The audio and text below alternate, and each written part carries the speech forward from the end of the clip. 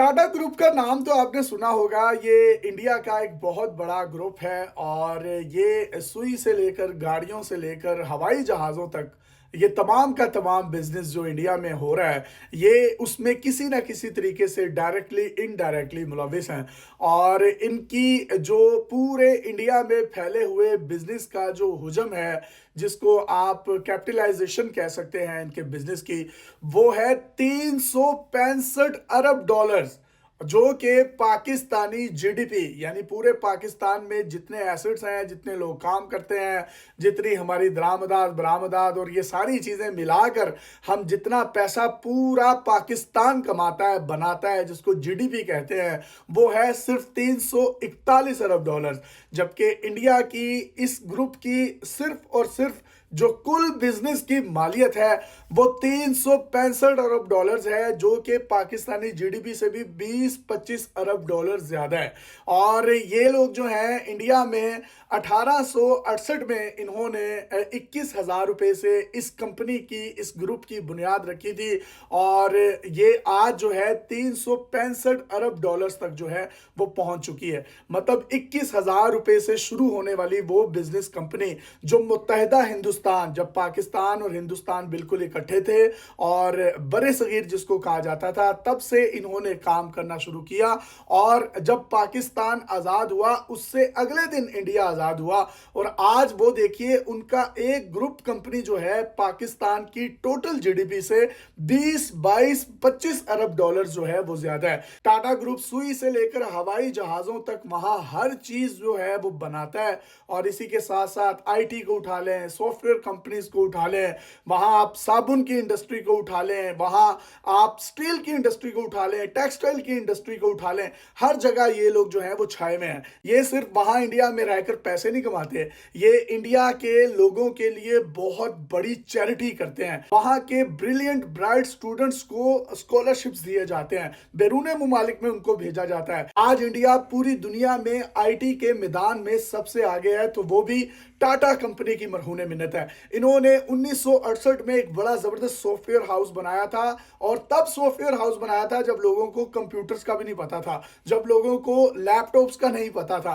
तब कंप्यूटर भी एक बहुत बड़े बड़े कमरे जितने होते थे। इन्होंने उस दौर में सॉफ्टवेयर हाउस बनाया, उस पर काम करना शुरू किया। और आज वो आईटी की दुनिया में इतने आगे चले गए कि अब वो चांद पर भी कदम रख चुके हैं। और ये तमाम का तमाम टाटा कंपनी का मरहूने मिन्नत है। आज आप इंडियन एयरलाइन जो देखते हैं, एयर इंडिया, ये भी टाटा कंपनी ने खरीदी थी। ये टाटा एयरलाइन के नाम से थी। कराची से मुंबई इन्होंने अपने ही खानदान के एक पायलट को तरबियत दी, उसको लाइसेंस मिला और उसने उस फ्लाइट को फ्लाई करते हुए कराची से मुंबई आया था। उसके बाद इन्होंने इस टाटा एयरलाइन को एयर इंडिया को बेच दिया और वो एयर इंडिया बन गई। अब इन्होंने 2 साल पहले उसी एयर इंडिया को दोबारा खरीद लिया और इतने महंगे हवाई जहाज जो हैं वो ऑर्डर किए हैं कि मैं ये समझता हूं कि एमिरेट्स के बाद जो इनकी ये जो दोबारा से टाटा एयरलाइन बनने जा रही है, जो कि एयर इंडिया की सूरत में उन्होंने खरीद ली हुई है, वो दुनिया भर में अपना सिक्का जो है वो जमा देगी। मतलब ये किस तरीके से ये तरक्की करते हुए इन्होंने ना सिर्फ इंडियन लोगों की जिंदगियों को बेहतर किया, वहां आईटी इंडस्ट्री को बेहतर किया,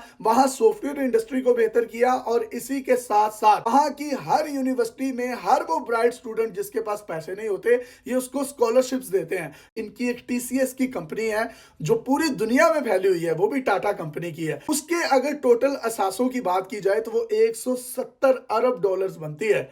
मतलब पाकिस्तान की कुल जीडीपी का तकरीबन हाफ बनता है, जो कि सिर्फ टीसीएस के पास है। और टीसीएस सिर्फ पाकिस्तान या इंडिया में काम नहीं कर रहा है, ये पूरी दुनिया में काम कर रहा है और एक इंटरनेशनल ब्रांड के तौर पर जो है वो सामने आया है। इसी के साथ साथ अगर आप वहां पर मुकेश अंबानी को देख लें या कोई दूसरे उनके बिजनेसमैन देख लें, वो तमाम के तमाम जो है वो पाकिस्तान पर चढ़ा हुआ कर्जा जो है वो आसानी से उतार सकते हैं। इंडिया जो है अपने मुल्क में बिजनेस करने वाले लोगों को इस तरीके से प्रोटेक्शन फराहम करता है कि आज वो देखिए कि पाकिस्तान की जीडीपी से भी ज्यादा उन लोगों की अपनी ग्रोथ बन चुकी है, सिर्फ एक ग्रुप की, एक कंपनी कंपनी की, और हम लोग कहां पर खड़े हैं? अभी हमने जुलाई में 25 अरब डॉलर्स की एक किस्त अदा करनी है, कर्जा उतारना है, और कोई भी सियासी जमात जो है वजीर आजम बनने के लिए तैयार नहीं है, गवर्नमेंट लेने के लिए तैयार नहीं है कि यार अगर ये हम बन गए तो उनके पैसे के किस तरीके से उतारेंगे। और हमारे पे जो टोटल कर्जा चढ़ा हुआ है वो तकरीबन 125 अरब डॉलर से भी जायद का है।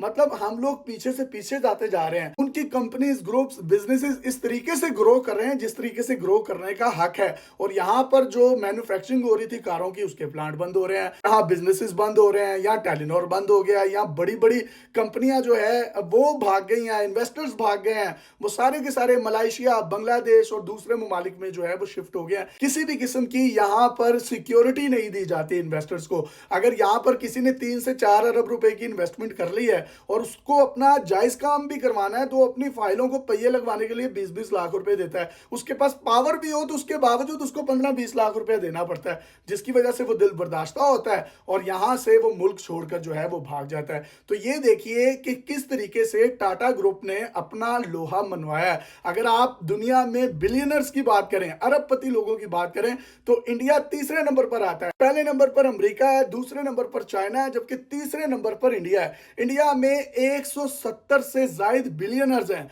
और ये वो बिलियनर्स नहीं है जिनके पास सिर्फ 1 अरब रुपए है।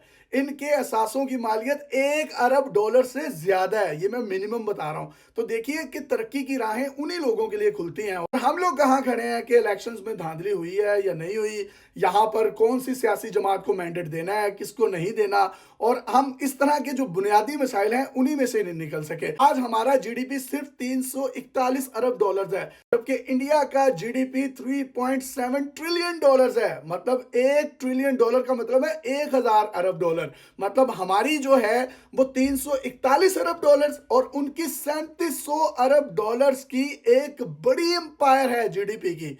तो हम लोगों को अपनी तरजीहात पर गौर करना पड़ेगा। हम लोग किधर जा रहे हैं? हमें अगर दुनिया के साथ मिलना है, हमें दुनिया के साथ अपने एग्जिस्टेंस को कायम रखना है, तो हमें वो तमाम स्टेट ऑफ द आर्ट असूलों को, कवानीन को अपनाना पड़ेगा, जिससे पाकिस्तान फले फूले और तरक्की करे। वो लोग चांद पर जा रहे हैं और हम लोग यहाँ पर खुदकुशियों का सोच रहे हैं। अभी तक हम लोग आटा, दाल और इन चीज़ों के भाव में से निकले, तो बहुत तकलीफ होती है हमारे सियासतदानों को, हमारे मुल्क के बड़ों को। इस बारे में जरूर सोचना चाहिए कि उनकी अपनी जिंदगियां गुजर गई हैं, लेकिन जो आने वाली नस्लें हैं, आप उनको क्या देकर जा रहे हैं? एक मकरूज पाकिस्तान देकर जा रहे हैं। तो काइंडली अपनी सियासतों को बिल्कुल साइड पर रखें और पाकिस्तान के लिए कुछ सोचें कि इससे पहले खुदा ना खास्ता मेरे मुंह में खाक कि कोई देर हो जाए।